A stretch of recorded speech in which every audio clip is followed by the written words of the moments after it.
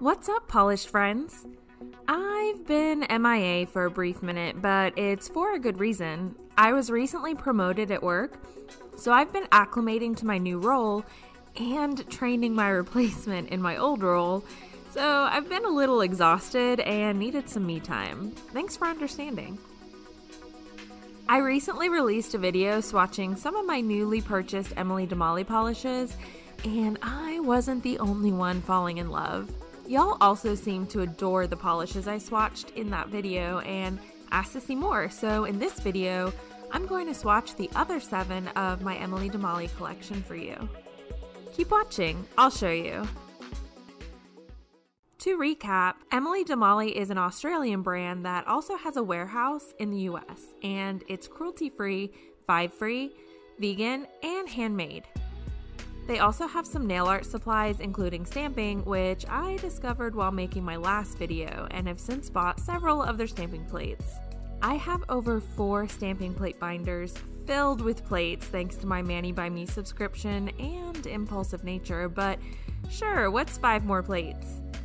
Anyways, one of my favorite things about Emily Damali is the diversity in their swatch photos, and I'm not just talking skin tone. They have so many pictures of the same polish in different lighting. It's just smart. The shipping for me was pretty fast as I'm in Florida and their US warehouse is in North Carolina, I think. And their price point is pretty standard for an indie brand. The polishes I'll be swatching in this video were purchased by me in 2016 to 2019, except Deafening Silence, which was purchased this year. So these polishes may or may not still be available. Don't hate me. Before I get to swatching, I just want to remind you to give this video a thumbs up if you like nail polish, and please remember to subscribe. Hit the bell, and enough talk, let's get to swatching. First up is Path of Travel, a light blue, almost gray with shimmers of red and gold, and it floats on the nail like a dream as the formula is very easy to use. On shorter nails, I believe it could be opaque in one thicker coat, but I'll be doing each of these swatches in 2 coats on my medium long nails. And notice this brush is on the thinner side. Emily Damali has since upgraded their brushes to be slightly wider, but you'll see that brush in a few of the other swatches. Here's 2 coats of Path of Travel with a top coat. Meet Me Halfway is next, and can you tell I like shimmers? This shimmery light tangerine shade has flecks of green and gold and isn't quite opaque on one coat, but does it need to be?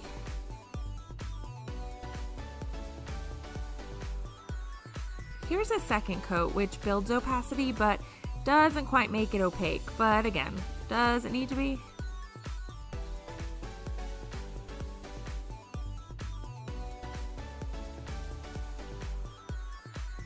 Here's 2 coats of Meet Me Halfway with a top coat. No, you're not seeing double. This is a pink acquisition, although I think it leans more tangerine than pink. What do you think? Let me know in the comments. While I was filming though, I thought this was a dupe for Meet Me Halfway, but there is a difference. I'll show you in a minute.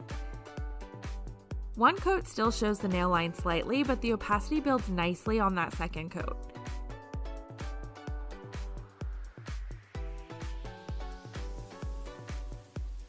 Here's 2 coats of a pink acquisition with a top coat.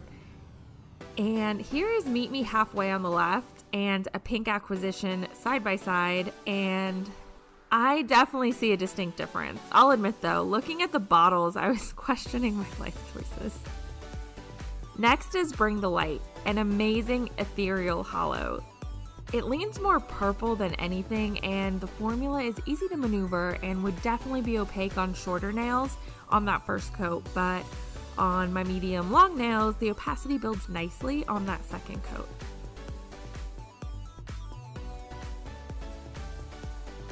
Here's 2 coats of Bring the Light without a top coat, but I am horrible at trying to be a lightologist, so here's a flash video to show you the hollow.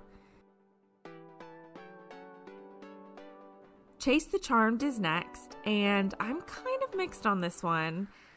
I would call it like a taupe or a nude hollow, but If you notice, it also has purpley, goldy green shattered pieces. It flows on the nail nicely, but those shattered flakies kind of throw me off.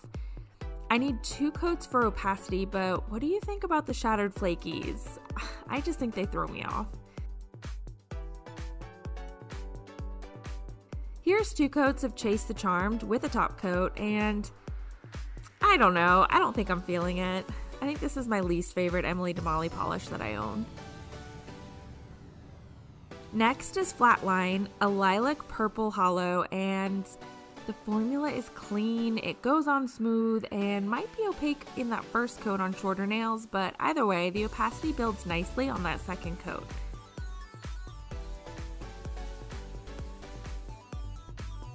Here's 2 coats of Flatline with a top coat, and here's a flash video to show off that amazing hollow. I am really impressed. Last but not least is Deafening Silence, a beautiful blue hollow that, just like Flatline, the formula is creamy, it maneuvers easily, I sound like a broken record. It could be opaque for shorter nails, again, on the first coat, but it builds nicely on the second coat for me.